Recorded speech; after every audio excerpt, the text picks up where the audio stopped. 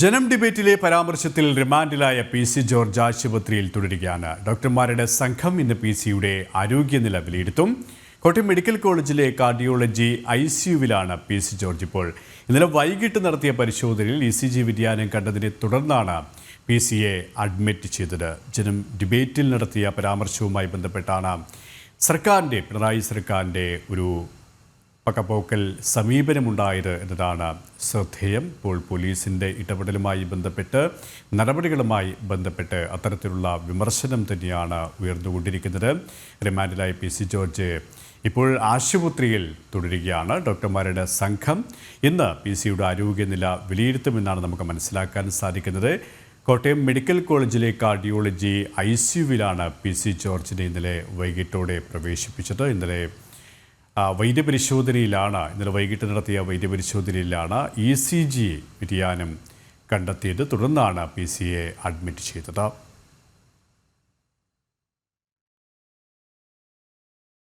നേരത്തെ ഇരാറ്റുപേട്ട കോടതി പി.സി. ജോർജിനെ 2 ആഴ്ചത്തേക്ക് റിമാൻഡ് ചെയ്തിരുന്നു. വൈദ്യപരിശോധനയിലാണ് ഇത്തരത്തിലുള്ള വ്യതിയാനം കണ്ടെത്തിയത്. തുടർന്നാണ് പി.സി. ജോർജിനെ ഇപ്പോൾ ഇന്നലെ വൈകിട്ടോടെ ആശുപത്രിയിൽ പ്രവേശിപ്പിച്ചത്. ഇന്ന് തന്നെ വിദഗ്ധ സംഘം പി.സി. ജോർജിനെ പരിശോധിക്കും എന്നാണ് നമുക്ക് മനസ്സിലാക്കാൻ കഴിയുന്നത്. മിഥുൻ അയ്യപ്പൻ ചേരുകയാണ് വിശദാംശങ്ങളുമായി. മിഥുൻ, പി.സി.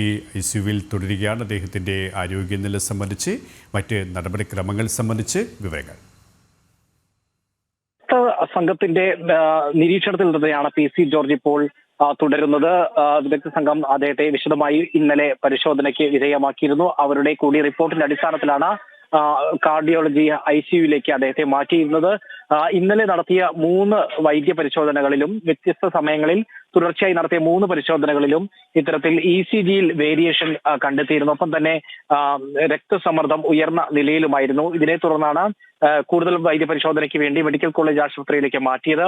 അവിടെ അതിനുശേഷം വിദഗ്ധ സംഘം റിപ്പോർട്ടുകൾ പരിശോധിക്കുകയും വീണ്ടും പരിശോധന നടത്തുകയും അതിനെ തുടർന്നാണ് കാർഡിയോളജി ICUവിലേക്ക് മാറ്റുക എന്നുള്ള തീരുമാനത്തിലേക്ക് എത്തിയത്. ഇപ്പോഴും അദ്ദേഹം ICUവിൽ തന്നെ തുടരുന്നു എന്നുള്ളതാണ് നമുക്ക് അറിയാൻ കഴിയുന്നത്. വിശദമായിട്ടുള്ള പരിശോധനകളും അതുപോലെ തന്നെ നിരീക്ഷണവും തുടർന്നതിന് ശേഷം മാത്രമായിരിക്കും, ആരോഗ്യനിലയിൽ പുരോഗതി രേഖപ്പെടുത്തിയാൽ മാത്രമായിരിക്കും അദ്ദേഹത്തെ ജയിലിലേക്ക് മാറ്റുന്ന അടക്കമുള്ള നടപടിയിലേക്ക് കടക്കുക. പ്രത്യേകിച്ച് അദ്ദേഹത്തിന്റെ ആരോഗ്യനില സംബന്ധിച്ച് വലിയ രീതിയിലുള്ള ബുദ്ധിമുട്ടുകൾ നേരത്തെ തന്നെ കോടതിയെ അറിയിച്ചിരുന്നു. അദ്ദേഹം ഓക്സിജന്റെ സഹായത്തോടെയാണ് രാത്രിയിൽ ഉറക്കമടക്കമുള്ള കാര്യങ്ങളിൽ ഉണ്ടായിരുന്നത്. അത് ഏതാണ്ട് വർഷങ്ങളായി തന്നെ തുടരുന്ന ഒരു ചര്യയാണ്. അതുകൊണ്ട് അത്തരം കാര്യങ്ങളെല്ലാം തന്നെ കോടതിയെ അറിയിച്ചിട്ടുണ്ട്.